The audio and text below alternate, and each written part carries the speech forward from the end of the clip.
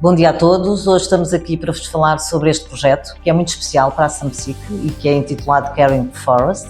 Este projeto é um projeto de reflorestação que visa promover a recuperação e a preservação das nossas florestas e é uma iniciativa dedicada, sobretudo, à recuperação de áreas florestais degradadas.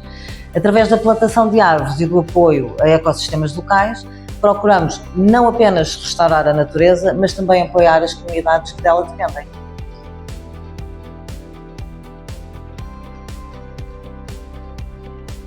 Bom, esta é uma iniciativa, é uma peça fundamental na nossa estratégia global de sustentabilidade. Portanto, nós na SAMSIC acreditamos que a responsabilidade ambiental é um compromisso que temos para com o nosso planeta e o Caring Forest encaixa-se perfeitamente na nossa meta de reduzir não só a pegada do carbono, como também promover a biodiversidade, que é precisamente para aquilo que nós lutamos no dia a dia.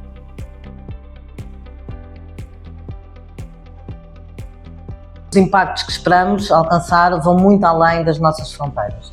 Portanto, nós localmente queremos restaurar habitats, queremos melhorar a qualidade do solo e aumentar a biodiversidade, mas a nível internacional o objetivo é bem maior, não é? É contribuir para a luta contra as alterações climáticas, promovendo florestas saudáveis que funcionem como efetivamente pulmões do nosso planeta.